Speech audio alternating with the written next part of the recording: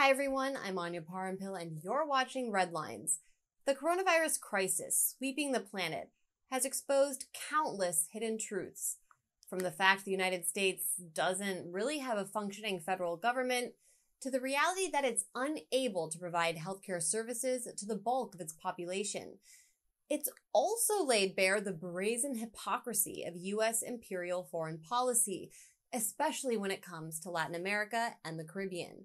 It turns out that if you're a socialist, independent country in the region, you're damned if you respond to the pandemic and damned if you don't. Consider the way in which corporate media and U.S. government-backed think tanks have denounced both Venezuela and Nicaragua for their very different approaches to the coronavirus outbreak. An op-ed in the Los Angeles Times accuses Venezuela's government, along with leaders in Turkey and Russia, of, quote, maneuvering to exploit the health crisis to further entrench their rule. Meanwhile, the Center for Strategic and International Studies, a banking, weapons, and oil industry-backed think tank, criticized the government for enforcing a national quarantine, asserting, quote, Venezuelans cannot stay home for weeks on end as many of them depend on daily wages to survive. Yet, when Nicaragua neglected to institute a nationwide lockdown for that exact reason, outlets such as the Washington Post attacked the country's government, calling it a, quote, radical outlier in the region, while reporting, quote, health and human rights groups in the hemisphere are growing increasingly alarmed at the government's laissez-faire approach to the deadly virus. As Ben Norton reported at the Grayzone, the Washington Post and other media outlets went so far as to claim that Nicaraguan President Daniel Ortega was in fact dead, while spreading misinformation regarding the country's handling of the outbreak. So, which is it? Are you supposed to shut your country down and risk branding yourself as an authoritarian leader? Or are you supposed to implement a more lax response and risk getting slammed for not doing enough? Despite their varying responses, the Nicaraguan and Venezuelan governments were lumped together in a letter penned by neoliberal Nobel laureate Mario Vargas Llosa, which claims to lament the fact that many governments are capitalizing on the outbreak to, quote, take measures which indefinitely restrict basic freedoms and rights. The statement, signed by 150 right-wing cultural and political figures from the region, asserts, quote, in the dictatorships of Venezuela, Cuba, and Nicaragua, the pandemic serves as a pretext to increase political persecution and oppression, though no examples of such persecution were offered. The left-leaning governments of Argentina, Mexico, and even Spain also earned mentions in Vargas Llosa's letter, which was signed by Mauricio Macri, the pro-IMF billionaire former president of Argentina, Ernesto Zedillo, the U.S. allied former president of Mexico responsible for the NAFTA deal, which devastated the country's rural economy and fueled its migration crisis. Also citing on was Maria Corina Machado, the U.S.-funded right-wing Venezuelan coup plotter.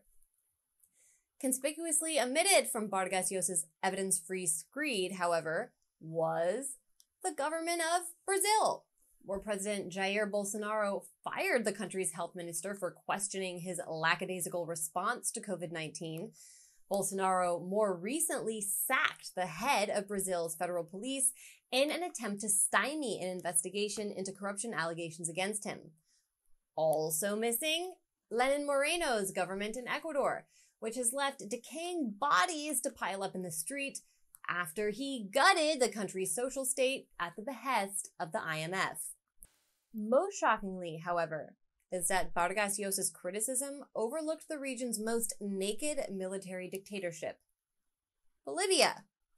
Despite the fact the country's armed forces have used the outbreak as cover for carrying out arrests of political opponents and activists. And did I mention the military has delayed Bolivia's presidential election, previously scheduled for May, indefinitely as a result of the pandemic, despite the fact the country's legislature recently passed a law mandating elections take place within 90 days. In the mind of Vargas Llosa and his neoliberal cohorts, none of this counts as indefinitely restricting basic rights and freedoms or increasing political persecution and repression. Don't be silly.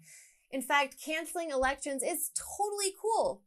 So cool, in fact, that doing so landed Jeanine Áñez, the previously unknown opposition lawmaker, served as the face of Bolivia's military junta since it seized power last October, on Forbes' Boss Lady Female World Leaders list, describing those who are confronting the coronavirus crisis. Áñez, quote, was catapulted into leadership when President Evo Morales fled the country last November, according to Forbes. Which I guess is their nice way of saying she took over after Bolivia's elected president, Evo Morales, was forced to flee the country due to threats against his life, and following a blood-soaked campaign of violence waged against his party, a campaign which, by the way, is still underway. Then again, who am I to criticize another nation for canceling elections when the same thing is happening in my own country? Yikes. Not convinced of U.S. hypocrisy yet? Then consider the fact the U.S. has refused to limit sanctions against countries such as Venezuela, Cuba, Nicaragua, and Iran throughout this entire global health crisis, despite the fact those unilateral coercive measures directly target and undermine the healthcare systems in each of these countries. Let's look at the case of Venezuela alone. The country's ambassador to the United Nations, Samuel Moncada, recently sent a letter to UN member states calling for an end to the coercive measures, arguing that, first of all, impeding medical efforts in one country heightens the risk for all of us, and that second, sanctions undermine ongoing national efforts to tackle the COVID-19 pandemic. Ambassador Moncada cites several examples which demonstrate the way in which U.S. sanctions have damaged Venezuela's healthcare system. In February of 2019, a $2.5 million payment Venezuela made for, quote, meningitis, rotavirus, influenza, and other vaccines, as well as treatment for malaria, was blocked as a result of U.S. financial restrictions. That same month, Venezuela attempted to purchase $13.3 million worth of medicines for chronic diseases, such as HIV and diabetes, also blocked. Of course, U.S.-backed figures in Venezuela's opposition, such as former Exxon attorney Carlos Vecchio, blame the country's leadership for the collapse of its healthcare system.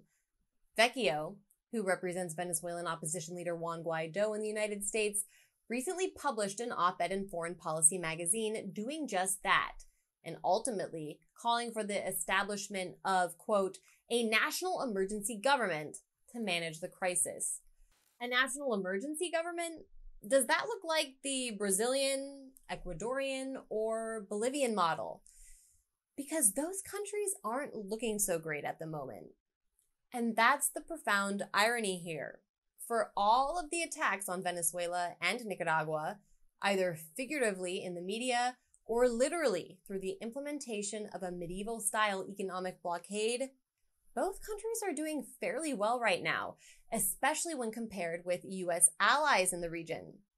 While what The Economist described as Nicaragua's, quote, tropical dictator, Daniel Ortega, caught flack for refusing to shut down his country, his U.S. allied neighbor was doing this.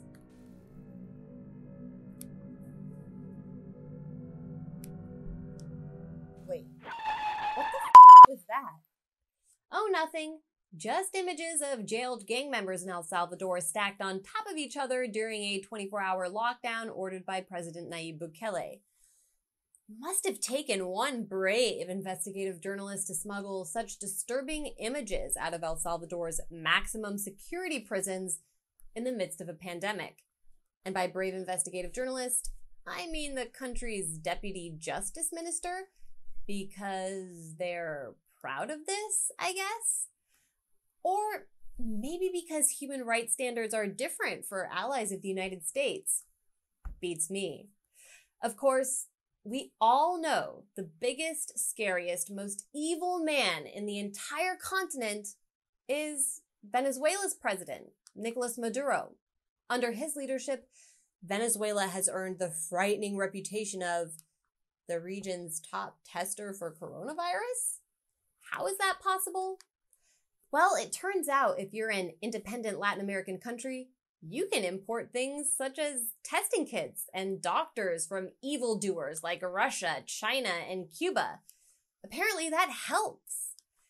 The US, on the other hand, can barely get functional testing kits to its own states, so its puppet states in Latin America are just going to have to be patient on this one. And let's just forget about the fact the US is stealing equipment from its European allies, such as Germany, in broad daylight. The best the US can do in order to counter the Maduro government's success in combating coronavirus is accuse Venezuela of cooking its numbers. But let's be real. If body bags were piling the streets of Caracas the way they've been in, say, Guayaquil, Ecuador, where another hapless US-backed leader is flailing in the wind, I'm pretty sure the Venezuelan government would be unable to hide the images.